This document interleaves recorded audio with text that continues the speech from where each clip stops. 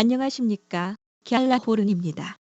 갤라호른은 트레이더의 눈으로 시장을 바라보며 투자자 여러분들이 시장에 대한 이해와 통찰력을 갖는데 도움을 드리고자 합니다. 1시간 차트에서 유로 달러 통화상은 1.08대에서 상승세를 만들지 못하고 뒷걸음질 쳤습니다. 1.0767대까지 밀린 유로 달러는 이 부근에서 일단 지지를 받았습니다.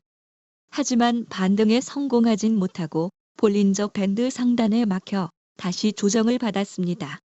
1시간 차트에서 유로 달러는 이중 바닥형 패턴을 형성하고 있다는 점은 일단 고무적입니다. 아직 패턴이 완성되지 않았지만 이 패턴이 완성되면 유로 달러에게 큰 힘이 될 것입니다. 4시간 차트에서 유로 달러의 하락세는 뚜렷해 보입니다. 하락 추세가 확연한 21 이동 평균선과 이를 뚫지 못한 유로 달러는 유로의 약세를 보여줍니다. 대신 일간 차트의 추세선의 지지를 받았다는 점은 유로의 긍정적입니다.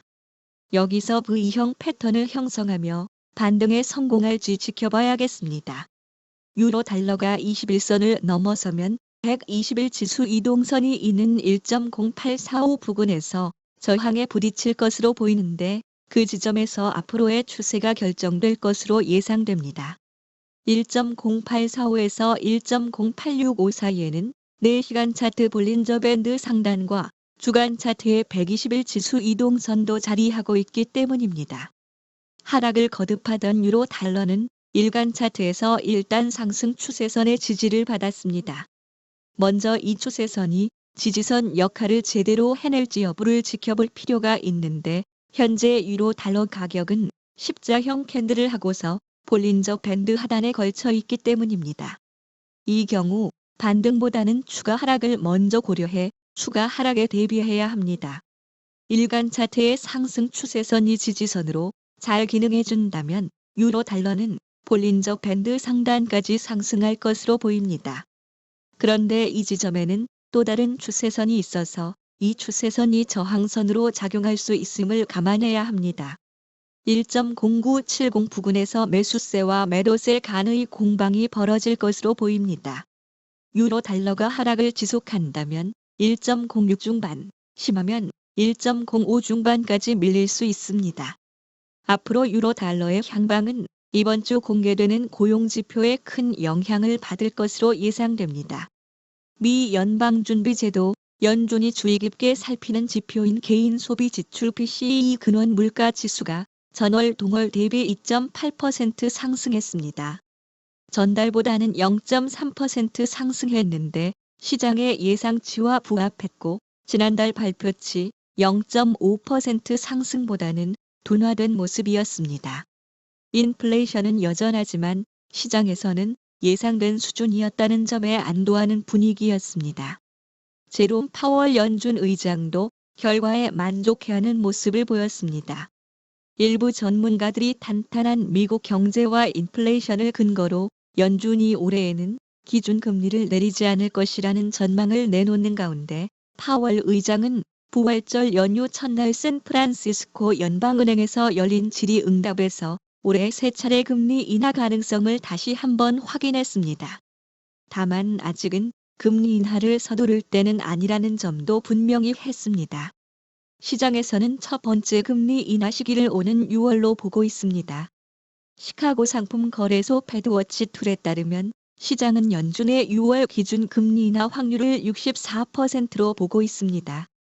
제롬 파월 의장이 기준 금리 인하를 시사하는 가운데 연준 위원들은 시장의 고조된 분위기를 가라앉히는 데 나서고 있습니다.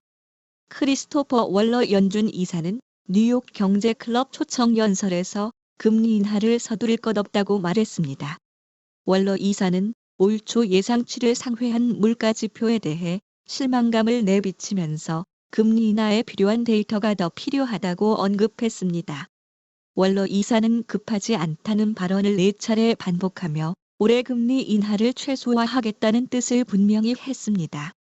라파엘 보스틱 애틀랜타 연방준비은행 총재도 올해 기준 금리 인하 횟수는 한 번이라고 전망했습니다. 보스틱 총재는 연준에서 비둘기파로 분류된 인사입니다.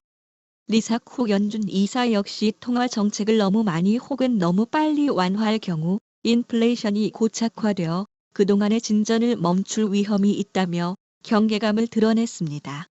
이번 주에는 비농업 부문 고용 지표가 공개됩니다. 이 지표는 평소에도 외환 시장에 큰 영향을 끼쳤는데 미 연준의 금리 인하가 시장의 관심사인 요즘 비농업 부문 고용 변화는 외환 시장을 비롯한 금융 시장에 상당한 위력을 발휘할 것으로 예상됩니다. 지난달 발표된 수치는 27만 5천 명 증가였는데 시장에서는 이번엔 20만 5천 명 증가를 예상하고 있습니다. 지난달 발표치보다 줄어든 수치인데 시장은 직전 발표치와의 차이보다 시장 예상치와 실제 발표치 간의 차이에 민감하게 반응한다는 점을 유념하시기 바랍니다. 갤라호른에서 제공하는 보고서는 참고용으로만 활용해 주실 것을 말씀드리며 투자에 대한 책임은 전적으로 투자자 자신에게 있다는 점을 유념하시기 바랍니다. 지금까지 갤라호른이었습니다. 감사합니다.